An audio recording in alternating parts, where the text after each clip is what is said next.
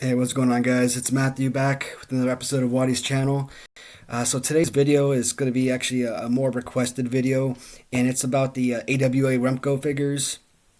Now, these came out around 84, 85, so 85 year I was born. So I never actually had these figures as a kid, so I really don't have much experience or anything to really go in depth as far as playability and whatnot. So generally, in the past, I mentioned I'm not really a huge fan of the Remco figures, and initially, when you think about something like this, um, lips from Rocky, I'm pretty sure that this is made by Remco.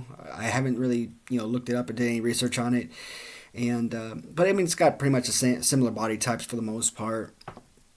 So I did show you kind of like another plastic figure with wide legs, kind of bent over, really cheap, poorly made.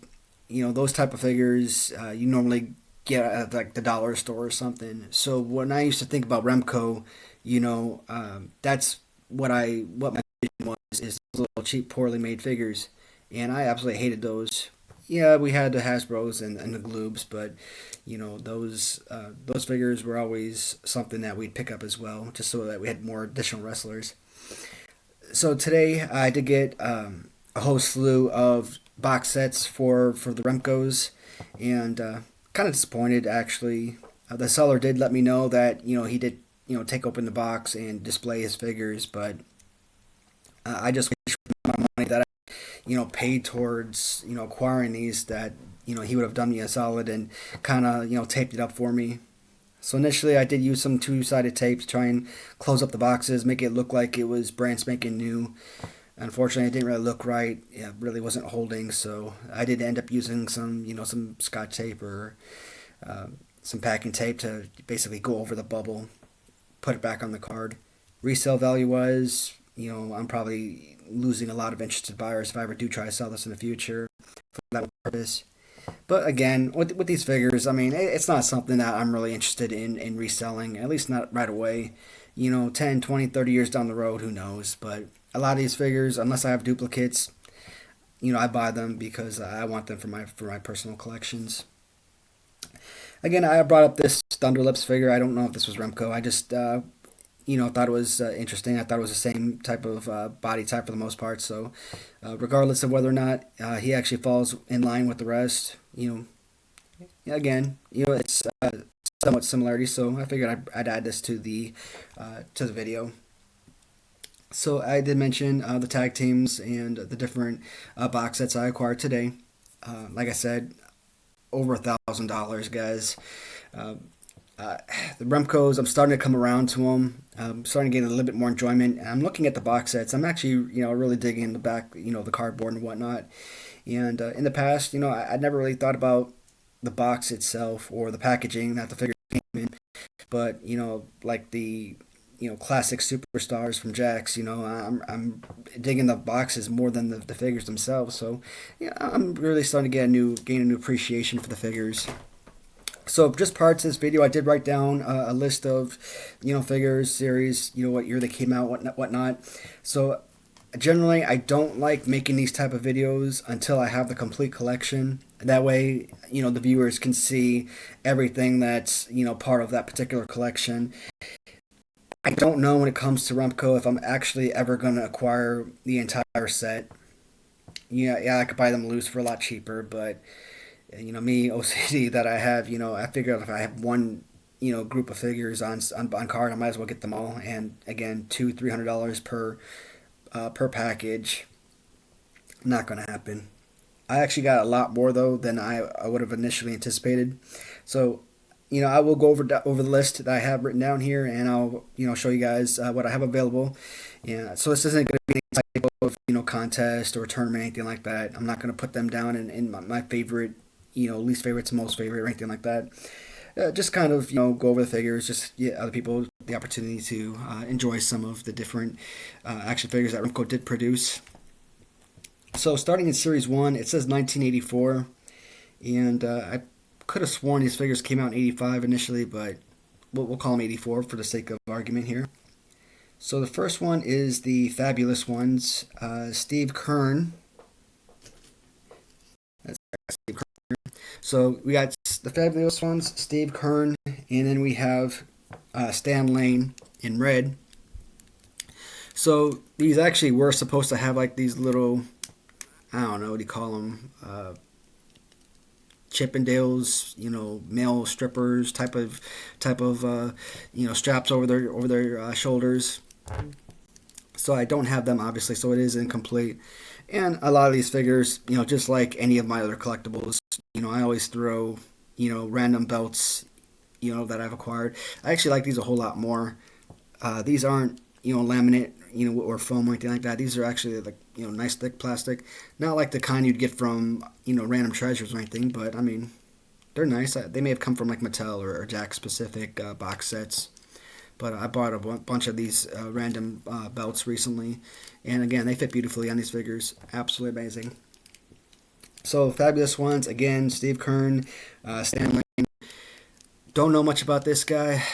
Steve Kern, I've only become more familiar with him because of some of the different portrayals of characters in the WWF. He portrayed, I believe he was the first Doink, or if he wasn't the first Doink, he at least played Doink at some point in his career.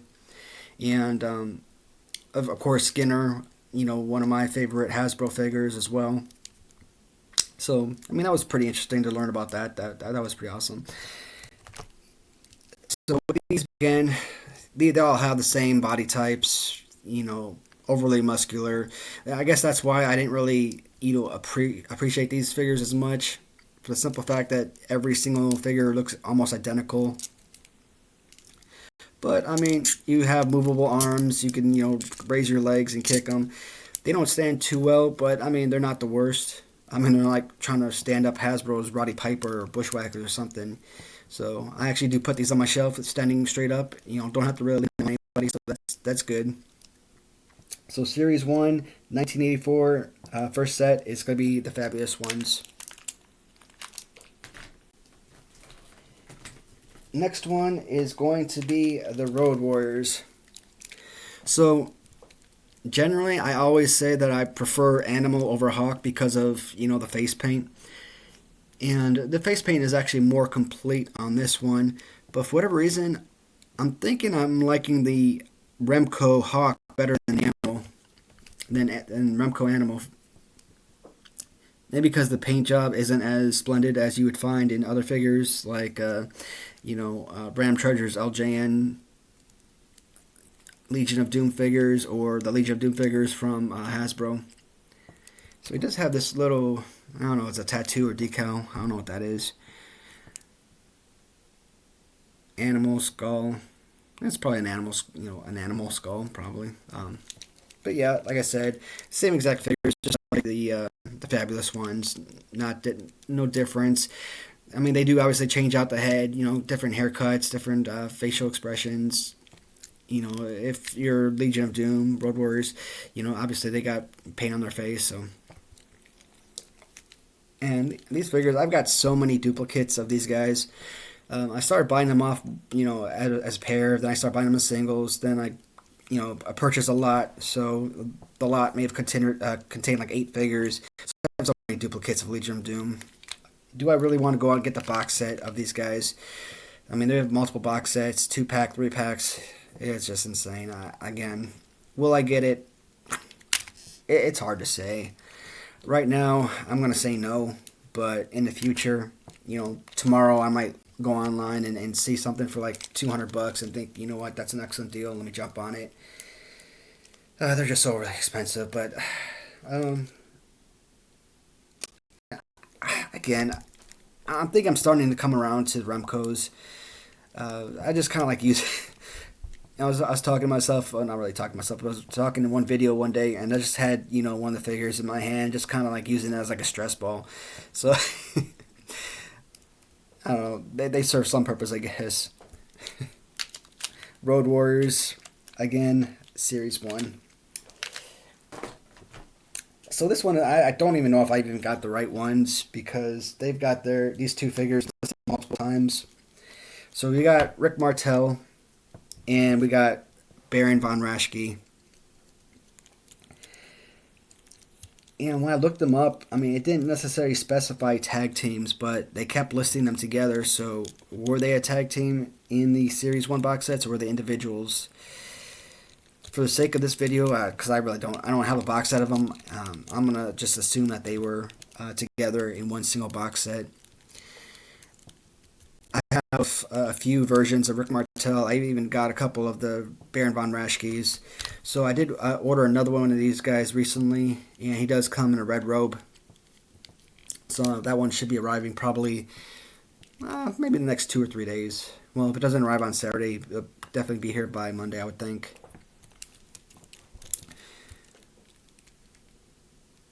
So it looks like they actually have the same face, Rick Martel and Baron von Rashki. Slap some hair on this guy, and they'd be twins. Not gonna spend too much time on this one. The psychotic steroid legs. I mean, that's crazy.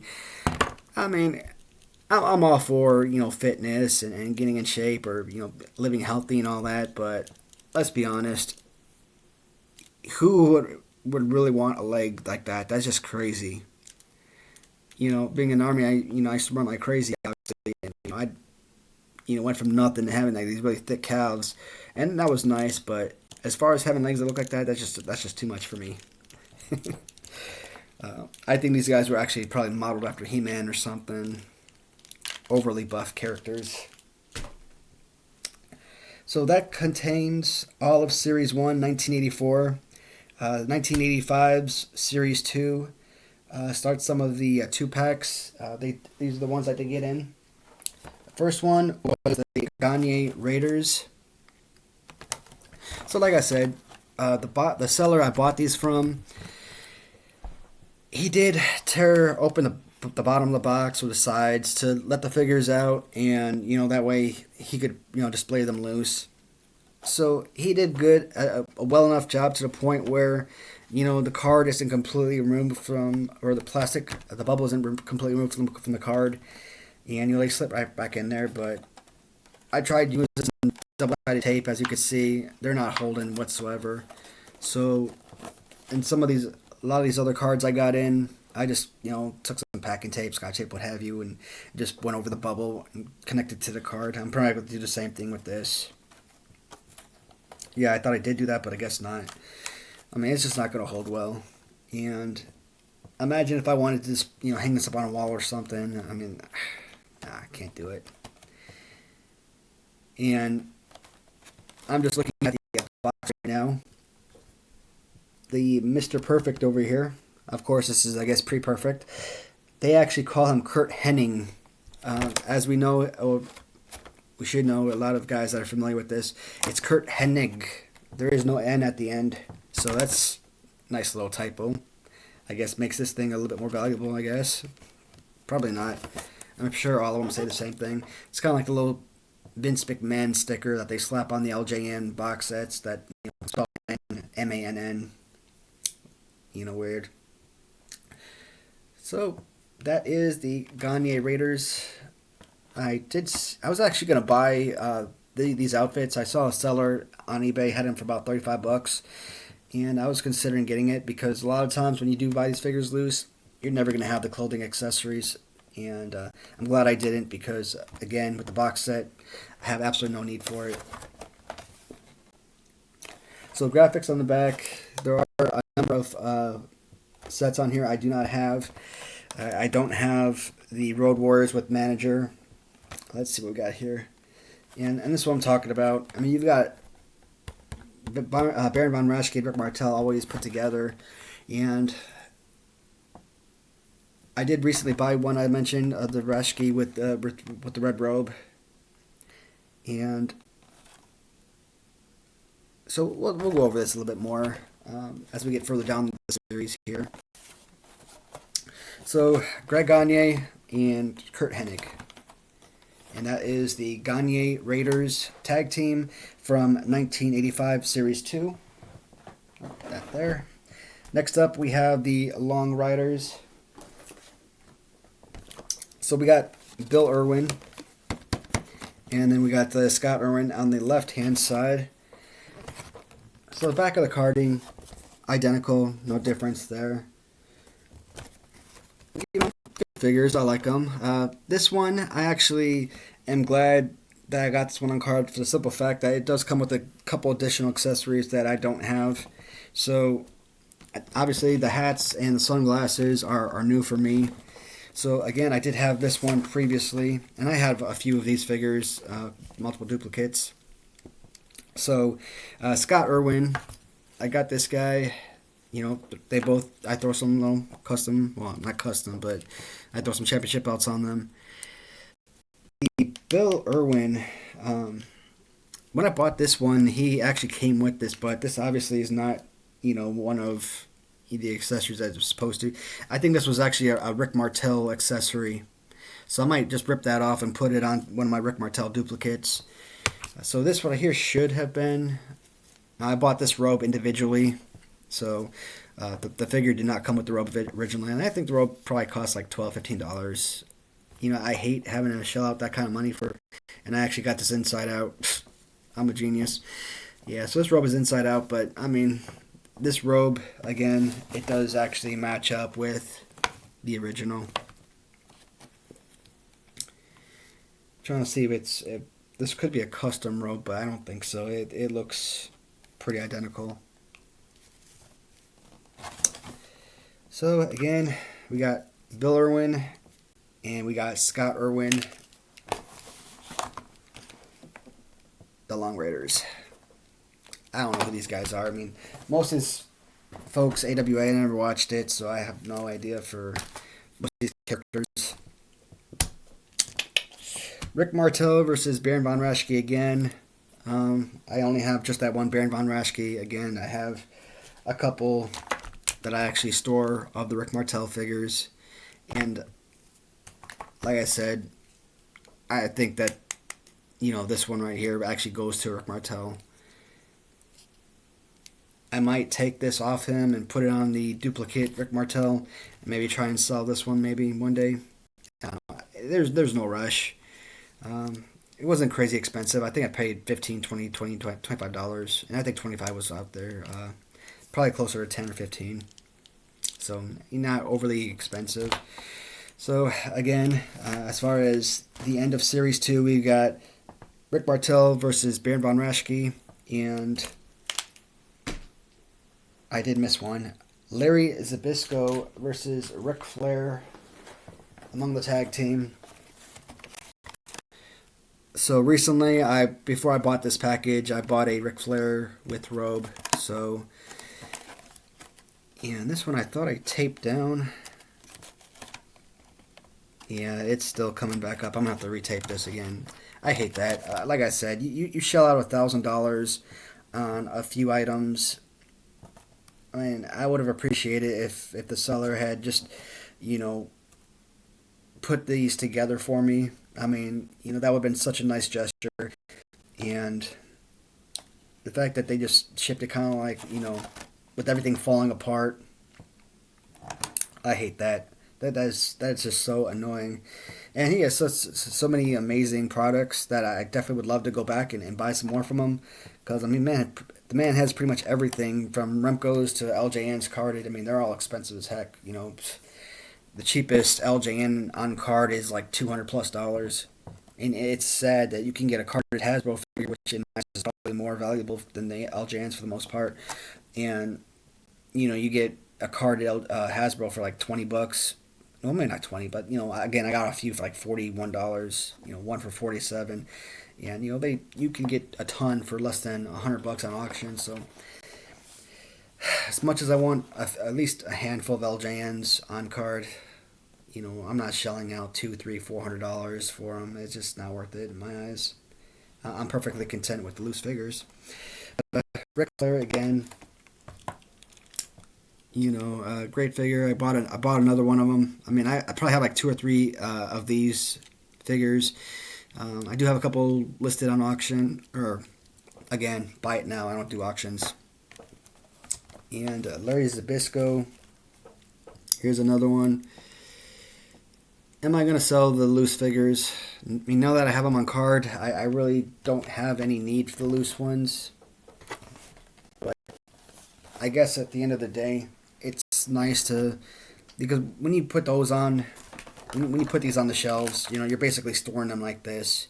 You're not displaying them so that the front of the box is facing you. Or so if it's going in the shelf like this, like a book, you got to pull it out. Then I probably won't get rid of these guys. Stand them up towards the front. They'll look real nice. So again, Larry Zbyszko, Ric Flair, Series 2, 1985. Series 3, again, Road Warriors with manager Paul Ellering box set. I don't have that one. That's one of the first 3-pack. The next one is Gorgeous Jimmy Garvin and Steven Regal. Where you at? Here you are.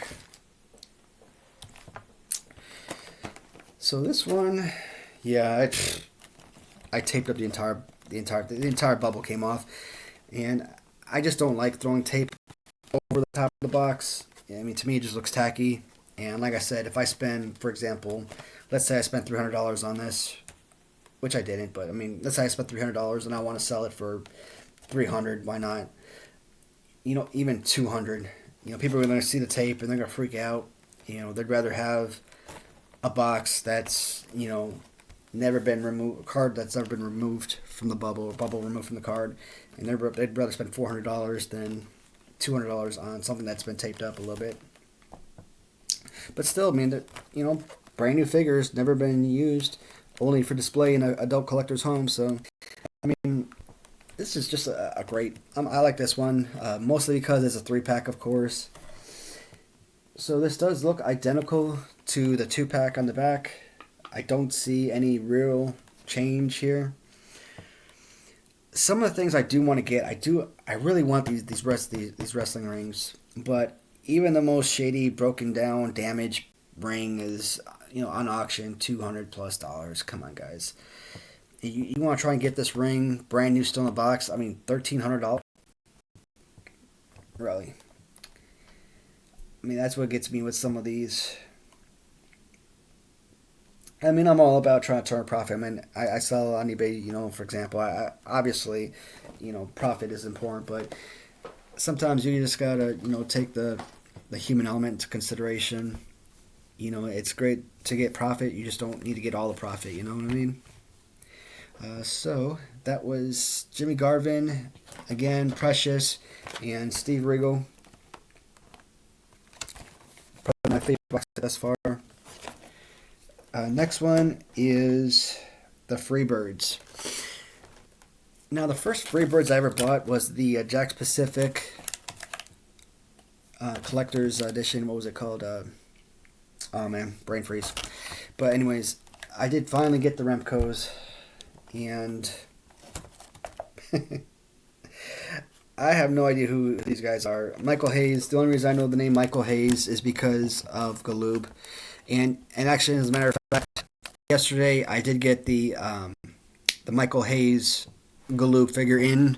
That was the UK exclusive, so that's one more item I could check off my list. So now Galoob-wise, I'm down to 5 items that I still need. And I've got a Sting, and I have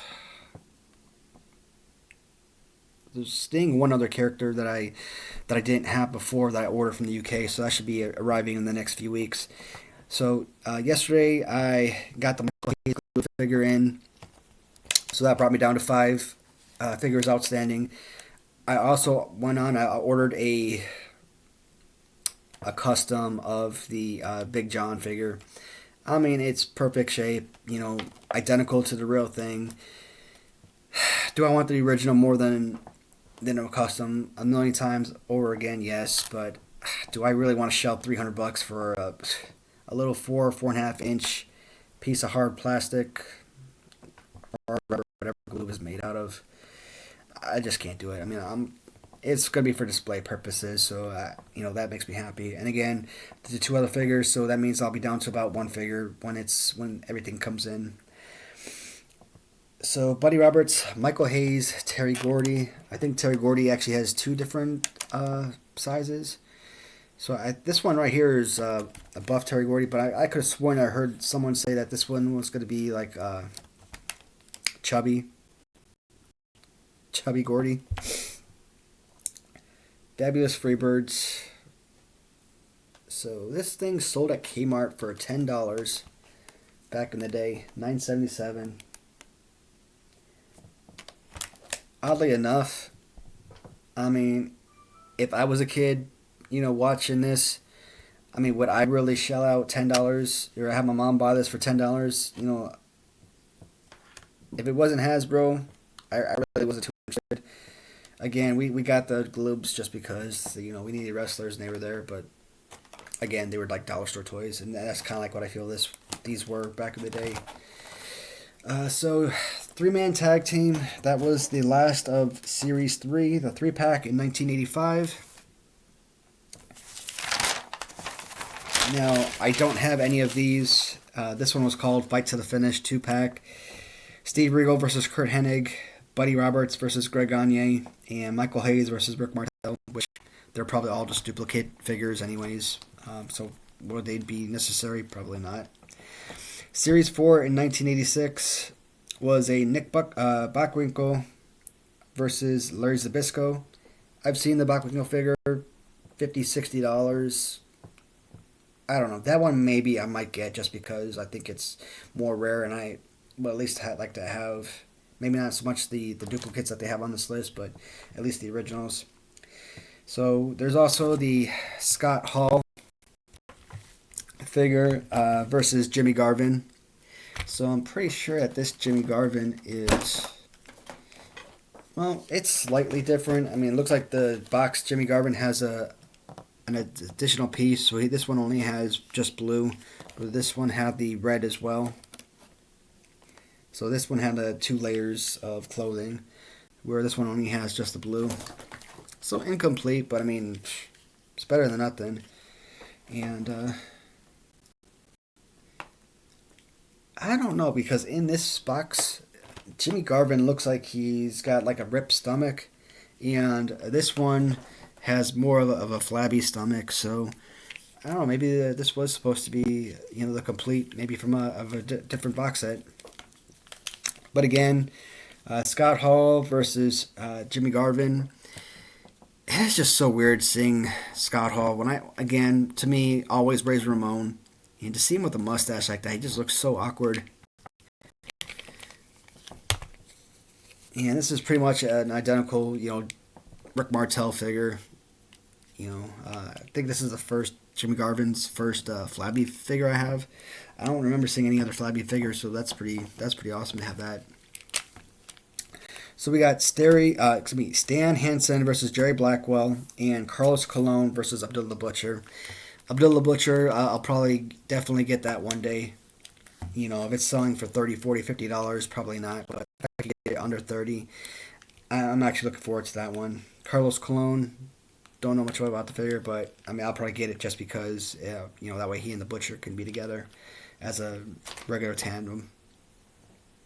So that is it for the Remcos. I mean, like I said, I never really planned on getting all the Remcos. I probably plan on maybe getting like 6 or something, just a few just to say I had some. Not so much. I wasn't really concerned about building on the whole collection or anything like that. But saying that, I'm actually a lot closer than I ever realized. Even if it's just loose figures, I might complete this collection one day. And again, being me, it's not going to be something that's going to take me months or years down the road. I'll probably, if I decide to go ahead and finish it up, I'll probably start working on it immediately and hopefully get it done in about a few weeks if I can. Now, obviously, it all depends on price. It all depends on, who's selling. You might have an Abdullah the Butcher today, and then you might have 20 of them, and then tomorrow, not a single Abdullah the Butcher on the entire end being sold. So we'll see what happens with that one. Again, this was a requested video for the Remcos. Again, I didn't like doing a video that when I don't have the complete collection, but just the same thing as the Gloops. I mean, it was close enough to the point where I figured it would still make a pretty adequate video and give the fans the opportunity to see some different figures. I don't know what I want to do from here forward. A lot of my videos, surround tournaments or my favorite this or that. my least favorite this or that. Tag teams, body types, and stuff like that. I just kind of running out of storylines. So this was nice to do something other than Hasbro or LJN. Do I want to get into Jack Specific? I might have to. Give some shout out to some of the buyers I buy from on eBay. MK Riz sells probably the best classic superstars, and I mean I love the guy because, like I said, I was able to build that collection in no time. Do I have every figure? No. Do I plan on getting every figure? Absolutely not. Not at those costs, but I mean, probably 2 dozen or more that I bought in the last month or so. So I'm super excited. Trying to think what else. Oh, something else that was requested of me is to do a review of the toy room, so to speak. So I did go downstairs. I had my cell phone. I made about a 25-minute video. I was thinking it was going to be maybe 10, 15 minutes tops. I spent a lot of time talking about some of my earlier collections, and of course showing off some of the other additional stuff I had. Second, I paused the video. It said media couldn't be found, or whatever it said on my phone. I was so disappointed. I mean, like I said, these things right here, they're never really work for me. It's enjoyment, but at the same time, you do take the time out to talk about things. You want your efforts to be known, and I don't want to say waste of time, but the fact that I couldn't share that video with you guys, that to me was wasteful. So at some point, I'm hoping to try it again, possibly with a new phone, better phone, or maybe I'll get a camera. I don't know. Probably not, but at some point I will try to go back down there again and do another video with all the collectibles. Give some guys some of you folks the opportunity to really enjoy and appreciate some of the different, not just action figures, but like I said, custom, just anything. Well, guys, again, I hate taking up too much time, so I don't want to talk too much longer. Thank you for watching, and please let me know what you guys think at the bottom. And if there's something else that you're looking forward to, let me know, and I'll try to do that as well. All right, everyone. Have a good day. Talk to y'all later.